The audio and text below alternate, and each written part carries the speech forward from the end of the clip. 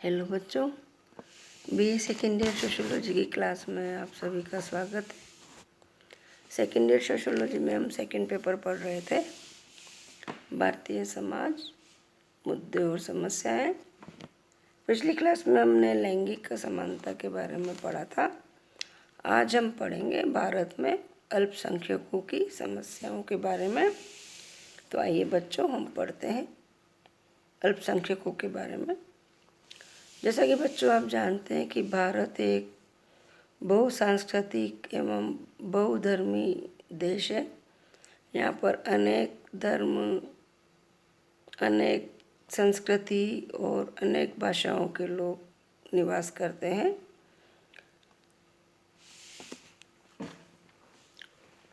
भारतीय संविधान में अल्पसंख्यक की वैसे कोई परिभाषा नहीं दी गई है, लेकिन अनुच्छेद 29 और 30 में अल्पसंख्यक वर्ग के लिए कुछ अधिकार दिए गए हैं, जिससे यह स्पष्ट होता है कि धर्म और भाषा को अल्पसंख्यक का आधार माना गया है। धार्मिक आधार पर यदि हम देखें तो भारत में 6 प्रकार के अल्पसंख्यकों को भारतीय सरकार ने चिन्हित किया है। मुस्लिम, सिख, ईसाई, बौद्ध, जैन, ये यहाँ पर, और फारसी, ये यहाँ पे भारत में अल्पसंख्यक चिन्हित किए गए हैं धर्म के आधार पर। इन सब अल्पसंख्यकों में से सबसे बड़ा समुदाय मुस्लिम अल्पसंख्यक समुदाय है। धर्म पर आधारित जनगणना 2011 के अनुसार यदि हम देखें तो भारत में हिंदू 79.8% के करीब, मुस्लिम 14.2% के करीब और ईसाई 2.3% के करीब निवास करते हैं। राज्यवार अगर हम देखें तो सबसे अधिक हिंदू जनसंख्या प्रतिशत हिमाचल प्रदेश 95.17 वहाँ पर है, और सबसे कम मिजोरम में 2.75% है। सबसे अधिक मुस्लिम जनसंख्या प्रतिशत वाला राज्य या केंद्र प्रशासित प्रदेश लक्षद्वीप और जम्मू कश्मीर है। सर्वाधिक ईसाई जनसंख्या प्रतिशत वाला राज्य 2011 की जनगणना के अनुसार नागालैंड है। इसी तरह से सिखों की सबसे अधिक जनसंख्या प्रतिशत पंजाब में, और बौद्धों की सिक्किम में, और जैन की महाराष्ट्र में है। इस तरह से हम देखते हैं कि जो धर्म एक राज्य में बहुसंख्यक है, वही दूसरे राज्य में अल्पसंख्यक भी है। तो बच्चों आप जानते हैं ये अल्पसंख्यक क्या है और बहुसंख्यक क्या है। जैसा कि मैंने आपको बताया कि भारत विविधताओं का देश है। यहाँ पर बहुत सारे धर्म, जाति, भाषा के और संस्कृति के लोग निवास करते हैं। इसी तरह से यहाँ पर बहुत सारे अल्पसंख्यक समुदाय के लोग भी निवास करते हैं, जिनकी स्थिति बहुसंख्यक समुदायों से भिन्न है। अल्पसंख्यक मतलब जो संख्या में कम है, और बहुसंख्यक मतलब जो संख्या में ज़्यादा है। भारतीय संविधान में जैसा कि मैंने आपको बताया कि भारतीय संविधान में अल्पसंख्यक शब्द को परिभाषित नहीं किया गया है, परंतु इसे 2 परिस्थिति में किसी व्यक्ति के धर्म व भाषा हेतु प्रयोग किया गया है। धर्म और भाषा के आधार पर इसके लिए प्रयोग किया गया है। शब्द को केंद्रीय सरकार ने अल्पसंख्यकों हेतु राष्ट्रीय आयोग अधिनियम 1992 में 6 अल्पसंख्यक समुदायों को चिन्हित किया था, जो कि मैंने आपको बताए थे। मुस्लिम, ईसाई, बौद्ध और सिख और फारसी और जैन को चिन्हित किया गया। जैनियों को 2014 में जोड़ा गया था। अब है अल्पसंख्यकों की समस्याएं और चिंताएं क्या है, वो मैं आपको बताती हूँ। इससे पहले मैं अब आपको बताती हूँ अल्पसंख्यकों की समस्याएं क्या है। अल्पसंख्यकों की सबसे पहली समस्या है पहचान की समस्या। इतिहास, पृष्ठभूमि, सामाजिक सांस्कृतिक सभ्यताओं की विभिन्नता के फलस्वरूप अल्पसंख्यकों में सर्वत्र पहचान की समस्या रहती है तथा उन्हें बहुसंख्यकों से सामंजस्य स्थापित करने में समस्या उत्पन्न होती है। भिन्न पहचान व समाज में अपेक्षाकृत कम संख्या में जीवन हानि व संपत्ति हानि का भय उत्पन्न करती है, तो इसलिए अल्पसंख्यकों को सुरक्षा की भी समस्या रहती है। अल्पसंख्यक व बहुसंख्यक में इस प्रकार की समस्या सामाजिक स्थिति को और जटिल बना देती है ना, क्योंकि जब पहचान की समस्या रहती है तो भिन्न पहचान और समाज में अपेक्षाकृत कम संख्या में जीवन हानि व संपत्ति हानि का भय उत्पन्न करती है ना? फिर नेक्स्ट है समता की समस्या। समाज का अल्पसंख्यक वर्ग विभेदन के कारण अवसर का लाभ उठाने से वंचित रहा है। भिन्न पहचान के कारण भी अल्पसंख्यकों को असमानता की अवधारणा ने जन्म ले लिया है। नेक्स्ट इनकी समस्या है पिछड़ापन। अल्पसंख्यक समुदाय समाज के मुख्य धारा से जुड़ नहीं पाया। सच्चर समिति की रिपोर्ट को आधार मानने यदि तो मुस्लिम समुदाय की स्थिति अनुसूचित जाति व अनुसूचित जनजाति से भी बुरी है। यह समस्या अल्पसंख्यकों को दिग्भ्रमित होने हेतु अधिक सुभेद्य बनाती है। नेक्स्ट इनकी समस्या है प्रतिनिधित्व की समस्या।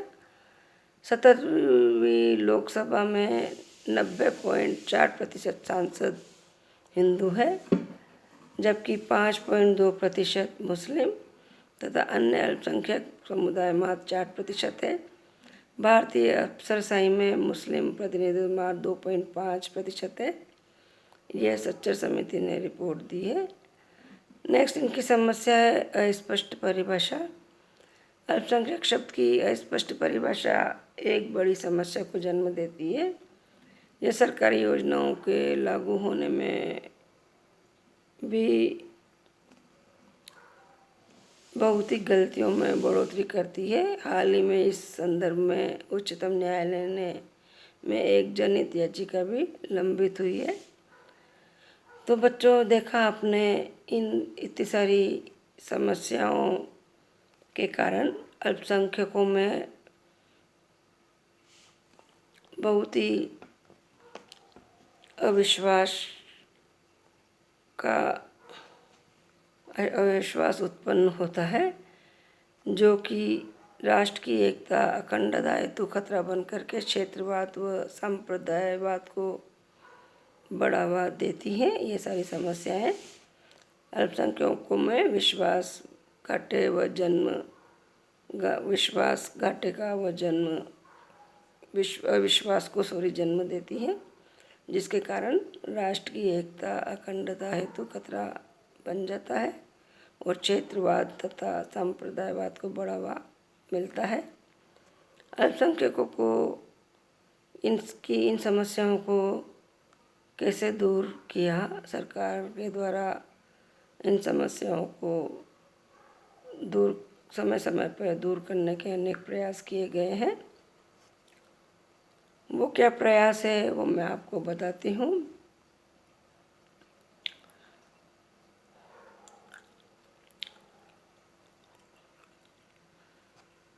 अल्पसंख्यकों को सहायता व संरक्षण भारतीय संविधान, कानून तथा विभिन्न योजनाओं के माध्यम से सरकार के द्वारा दिया गया है। संवैधानिक संरक्षण जो दिए गए हैं वो मैं आपको बताती हूँ। पहला संवैधानिक संरक्षण अल्पसंख्यकों को मूल अधिकारों के अंतर्गत दिया गया है। अनुच्छेद 29(1) में यह अनुच्छेद 29(1) के अनुसार नागरिकों के किसी अनुभाग अपनी बोली, भाषा, लिपि व संस्कृति को सुरक्षित रखने का अधिकार है। अनुच्छेद 30(1) सभी अल्पसंख्यक वर्गों को अपनी रुचि की संस्कृति, शिक्षा संस्थाओं की स्थापना और प्रशासन का अधिकार देता है। अनुच्छेद 30(2) राज्य आर्थिक सहायता देने में अल्पसंख्यकों द्वारा प्रबंधित संस्थानों में विभेद नहीं करेगा, ऐसा कहा गया है। भाग 17 राजभाषा के अंतर्गत भी संरक्षण दिया गया है। अनुच्छेद 347 नागरिकों के किसी अनुभाग के द्वारा बोली जाने वाली भाषा से संबंधित प्रावधान है। इसमें अनुच्छेद 350 या 350 का प्राथमिक स्वर व मातृभाषा में शिक्षण हेतु सुविधा प्रदान करता है। अनुच्छेद 350 ख भाषाई अल्पसंख्यकों हेतु विशेष पदाधिकारी व उसकी शक्तियाँ व कार्य के बारे में बात बताता है। फिर विभिन्न संरक्षण और भी हैं, जैसे राष्ट्रीय अल्पसंख्यक आयोग अधिनियम 1992। यह अधिनियम केंद्र सरकार द्वारा एक अल्पसंख्यक आयोग की स्थापना का प्रावधान करता है, जिसमें 6 सदस्य होते हैं, जिनमें अध्यक्ष 5 सदस्य अल्पसंख्यक समुदाय से होने आवश्यक है, ऐसा प्रावधान है। फिर है वक्फ अधिनियम। यह मुस्लिम समुदाय दान से संबंधित अधिनियम है। केंद्रीय वक्फ परिषद एक सांविधिक निकाय है, संवैधानिक निकाय है, जो कि भारत में सभी वक्फों के प्रशासन को प्रतिबंधित करती है। वक्फ मुस्लिम समुदायों के लोगों द्वारा स्वेच्छा से दी गई चल या अचल संपत्ति होती है, जो धार्मिक या सेवार्थ उद्देश्य हेतु प्रयुक्त होती है। ये दान मुसरत उल खिदमत के नाम से जाना जाता है तथा दानकर्ता को वाकिफ के नाम से जाना जाता है। फिर नेक्स्ट है नागरिकता संशोधन अधिनियम 2019। यह अधिनियम 2014 के पूर्व पाकिस्तान, अफगानिस्तान और बांग्लादेश से धार्मिक उत्पीड़न का शिकार होकर भी स्थापित हुए अल्पसंख्यकों को नागरिकता नियमों में छूट देता है। 12 वर्ष के स्थान पर 6 वर्ष, जिसमें हिंदू, ईसाई, सिख, जैन व बौद्ध है। इनमें हिंदू के अतिरिक्त अन्य भारत में भी अल्पसंख्यक है। कार्यकारी विशेषाधिकारी। विधिक उपायों के अतिरिक्त केंद्र सरकार अपने मंत्रालयों, विभागों, समितियों के द्वारा अल्पसंख्यकों को विशेष संरक्षण देती है। 2006 में अल्पसंख्यक संबंधी मुद्दे व विशेष ध्यान हेतु अल्पसंख्यक मंत्रालय का गठन किया गया है। विदेश मंत्रालय हज समिति संबंधित मुद्दों का भी निवारण करता है। मानव संसाधन व विकास मंत्रालय अल्पसंख्यकों की शिक्षा व बुनियादी विकास हेतु चलाई जाने वाली योजनाओं का परिचालन करता है। इसके अलावा अल्पसंख्यक शैक्षिक संस्थानों हेतु राष्ट्रीय आयोग भी है।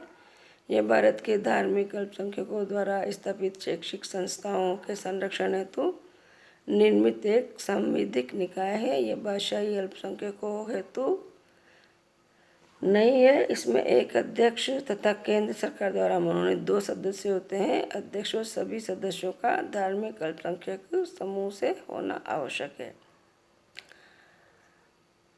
नेक्स्ट राष्ट्रीय अल्पसंख्यक विकास वित्त कॉरपोरेशन है। यह निकाय अल्पसंख्यक मंत्रालय के अधीन है। इसका उद्देश्य अल्पसंख्यकों हेतु आर्थिक व विकासात्मक गतिविधियों को बढ़ावा देना है। यह कंपनी अधिनियम के अंतर्गत एक गैर लाभकारी संस्था के रूप में रजिस्टर्ड है। फिर है अंतर्राष्ट्रीय नियम। नागरिक व राजनीतिक अधिकार के अंतर्राष्ट्रीय घोषणा पत्र के 27वें अनुच्छेद में अल्पसंख्यक अधिकार का संरक्षण है तथा भाषाई, धार्मिक, निर्जातीय व राष्ट्रीयता अल्पसंख्यक व्यक्ति के अधिकार संबंधी संयुक्त राष्ट्र घोषणा पत्र में भी नियमों व अधिनियमों का समुच्चय है ये, जो अल्पसंख्यक संबंधी विधि बनाने के पूर्व किसी राज्य को निर्देश हेतु सहायक है ना।